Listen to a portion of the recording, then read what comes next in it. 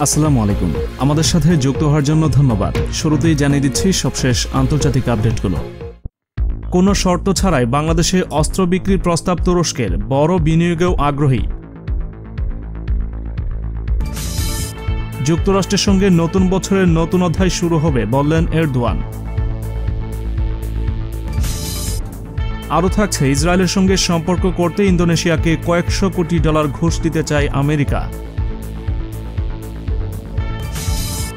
এছাড়াও জানিয়ে দিব, প্রথমবারের মতো খ্রিস্টানদের অন্যতম ধর্মীয় উৎসব ক্রিসমাস সামগ্রী বিক্রি হচ্ছে সৌদি আরবে। এবং পাকিস্তান কারাগার থেকে দেশে ফিরছেন 29 বাংলাদেশি। বিস্তারিত জানতে পুরো ভিডিওর সাথেই থাকুন।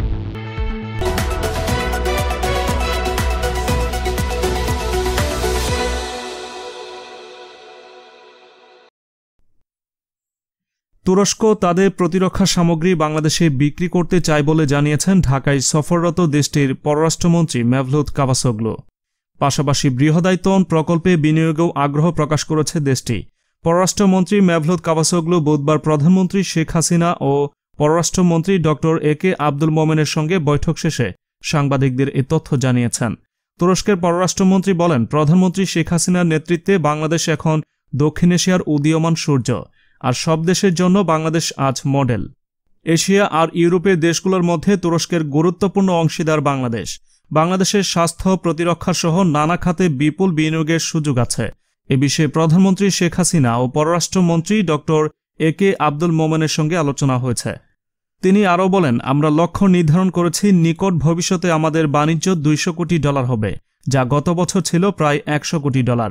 বাংলাদেশ বর্তমানে বিভিন্ন বৃহৎ প্রকল্প হাতে নিচ্ছে। তুরস্কের নির্মাণ প্রতিষ্ঠানগুলো পৃথিবীর মধ্যে অন্যতম এবং চীনের পরেই তুরস্কের অবস্থান।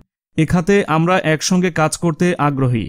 প্রতিরক্ষা খাতে সহযোগিতা বিষয়ে তুরস্কের পররাষ্ট্রমন্ত্রী বলেন, তুরস্কের প্রতিরক্ষা পণ্যের গুণগত মান অত্যন্ত ভালো, দাম অত্যন্ত সুলভ এবং এগুলো কিনতে কোনো শর্ত আরোপ করা হয় না। আমি নিশ্চিত বাংলাদেশ এই সুবিধাগুলোর সুযোগ নেবে।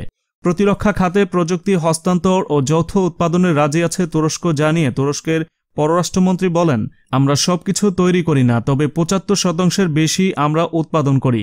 এর কারণ হচ্ছে, এর আগে যখন সমস্যা চলছিল তখন আমাদের বন্ধুরাও আমাদের প্রতিরক্ষা সামগ্রী সরবরাহ করেনি এবং সেজন্য আমরা বেশিরভাগ পণ্য নিজেরাই উৎপাদন করি। এ খাতে তুরস্ক অনেক বিনিয়োগ করেছে জানিয়ে মেভলুত কাভাসোগলু বলেন, কয়েকটি দেশের সঙ্গে আমরা যৌথভাবে পণ্য উৎপাদন করছি। রোহিঙ্গা বিষয়ে বাংলাদেশকে সহযোগিতা অব্যাহত রাখবে জানিয়ে তুরস্কের পররাষ্ট্রমন্ত্রী বলেন, আন্তর্জাতিক সম্প্রদায় এ বিষয়ে যথেষ্ট করছে না। তিনি আরও বলেন, আমরা শুধু কথা শুনতে চাই না, আমরা কাজেও তার প্রতিফলন দেখতে চাই। ভাষাঞ্চলে রোহিঙ্গাদের স্থানান্তরের বিষয়ে জানতে চাইলে মেভলুত কাভাসোগলু বলেন, বাংলাদেশের এ বিষয়ে জাতিসংঘ এবং IOM, UNHCR সহ বিভিন্ন সংস্থার সঙ্গে সমন্বয় করা উচিত। বাংলাদেশের পররাষ্ট্রমন্ত্রী এ.কে আব্দুল মোমিন বলেন, আমরা তুরস্কের সঙ্গে বাণিজ্য, কোভিড-19, বহুপক্ষীয় সম্পর্ক বাড়াতে আগ্রহী। আমরা তুরস্কের সঙ্গে কাজ করতে প্রস্তুত।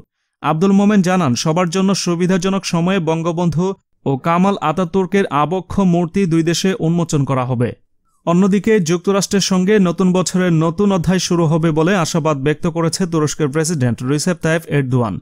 তিনি বলেন, তুরস্ক আশা করছে ইউরোপীয় ইউনিয়ন ও মার্কিন যুক্তরাষ্ট্রের সঙ্গে নতুন বছরের নতুন অধ্যায় শুরু হবে।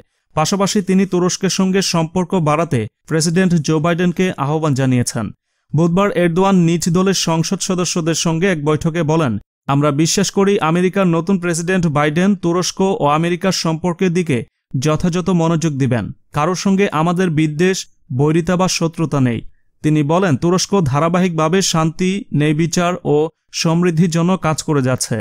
এ সময় এরদোয়ান মার্কিন যুক্তরাষ্ট্রের সঙ্গে রাজনৈতিক, অর্থনৈতিক ও সামরিক সম্পর্কের বিষয়ের উপর জোর দেন।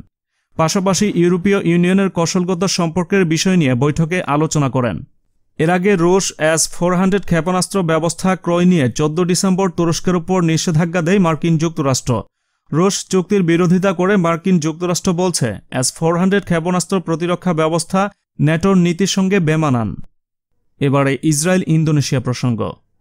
ইহুদিবাদী ইসরায়েলের সঙ্গে সম্পর্ক স্বাভাবিক করার জন্য ইন্দোনেশিয়াকে কয়েকশো কোটি ডলারের সহযোগিতার নামে ঘুষ দেওয়ার প্রস্তাব দিয়েছেন মার্কিন প্রেসিডেন্ট ডোনাল্ড ট্রাম্পের প্রশাসন।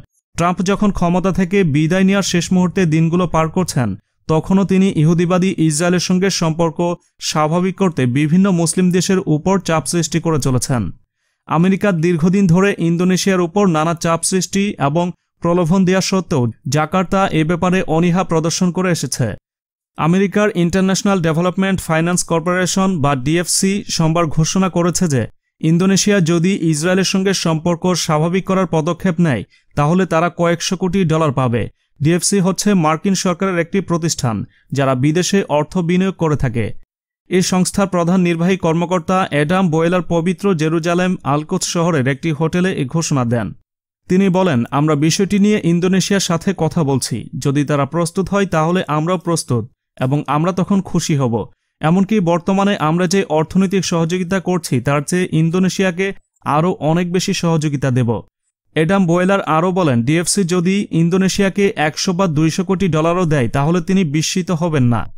গত সপ্তাহে ইসরায়েলের গণমাধ্যম দাবি করেছে যে তেল আবিবের সঙ্গে সম্পর্ক স্বাভাবিক করার উদ্যোগ নিচ্ছে জাকার্তা, তবে ইন্দোনেশিয়া সরকার এই খবর নাকচ করেছে। এবারে সৌদি প্রসঙ্গ। খ্রিস্টানদের অন্যতম ধর্মীয় উৎসব বড়দিন আগামী 25 ডিসেম্বর। এ উপলক্ষে সৌদি আরবে প্রথমবারের মতো বিক্রি হচ্ছে ক্রিসমাস সামগ্রী। সৌদি আরবের মতো ইসলামী রাষ্ট্রে যেখানে মুসলিম ছাড়া অন্যদের ধর্মচর্চা এক ধরনের নিষেধাজ্ঞা ছিল, তবে সাম্প্রতিক সময়ে সৌদি প্রিন্স মোহাম্মদ বিন সালমান রক্ষণশীলতা থেকে বেরিয়ে আসার চেষ্টা করছেন। এ পরিপ্রেক্ষিতে দেশটির বিভিন্ন স্থানে এবার বড়দিন উপলক্ষে ক্রিসমাস সামগ্রী বিক্রি হচ্ছে। নাম প্রকাশে অনিচ্ছুক একজন সৌদি বাসিন্দা বলেন, আমি কোনোদিন কল্পনাই করিনি সৌদিতে এটি দেখতে পাব। আমি বিস্মিত। 3 বছর আগেও সৌদিতে খোলা বাজারে ক্রিসমাস সামগ্রী এভাবে বিক্রি অসম্ভব ব্যাপার ছিল। এবারে পাকিস্তান প্রসঙ্গ। পাকিস্তানের সিন্ধু প্রদেশের মালির এবং করাচি কারাগার থেকে মুক্ত 29 বাংলাদেশি নাগরিক দেশে ফিরছেন আজ। পররাষ্ট্র মন্ত্রণালয়ের উদ্যোগে তাদের ফিরিয়ে আনা হচ্ছে। বুধবার 23 ডিসেম্বর পররাষ্ট্র মন্ত্রণালয়ের এক প্রেস বিজ্ঞপ্তিতে তথ্য জানানো হয়েছে। বিজ্ঞপ্তিতে আরও বলা হয়, মালির কারাগার থেকে মুক্ত আরও 8 বাংলাদেশি পররাষ্ট্র মন্ত্রণালয়ের অর্থায়নে আগামীকাল বৃহস্পতিবার দেশে ফিরবে। এই 8 বাংলাদেশি কর্মী বৈধভাবে ওমানের একটি ফিশিং বোটে কর্মরত ছিল। 2019 সালের মে মাসে ওই 8 বাংলাদেশি ওমান সংলগ্ন আরব সাগরে মাছ ধরার সময় স্রোতের টানে তাদের ফিশিং বোটসহ পাকিস্তানের জলসীমায় ঢুকে পড়ে। এ সময় পাকিস্তানি কোস্টগার্ড তাদের আটক করে। পরে দ্রুততম সময়ে তাদের দেশে ফিরিয়ে আনার জন্য পররাষ্ট্রমন্ত্রী ডক্টর একে আব্দুল মমিন বিষয়টি সরাসরি তত্ত্বাবধান করেন এবং তাদের আর্থিক অবস্থা বিবেচনায় বিমান ভাড়াসহ আনুষঙ্গিক ভ্রমণ ব্যয়ের সরকারি অনুমোদন দেন। বিজ্ঞপ্তিতে উল্লেখ করা হয়, করাচিতে বাংলাদেশ ডেপুটি হাইকমিশন, সিন্ধু প্রদেশের স্বরাষ্ট্র মন্ত্রণালয়, পাকিস্তানের পররাষ্ট্র মন্ত্রণালয় ও মালির কারা কর্তৃপক্ষের সঙ্গে সার্বক্ষণিক যোগাযোগের মাধ্যমে এই 8 বাংলাদেশি জেলের দেশে প্রত্যাবাসনের বিষয়টি নিশ্চিত করতে সক্ষম হয়। ইন্টারন্যাশনাল অর্গানাইজেশন ফর মাইগ্রেশন এবং বাংলাদেশ রেড ক্রিসেন্ট সোসাইটি প্রত্যাবাসন প্রক্রিয়ায় সহযোগিতা করে। পররাষ্ট্র মন্ত্রণালয়ের উদ্যোগে পাকিস্তানে আটক বাংলাদেশি নাগরিকদের ফিরিয়ে আনার প্রক্রিয়া দীর্ঘ প্রায় 8 বছর পর গত 25 নভেম্বর থেকে পুনরায় শুরু হয়েছে। সম্প্রতি 5 জন বাংলাদেশি নাগরিককে পাকিস্তান থেকে ফিরিয়ে আনা হয়েছে।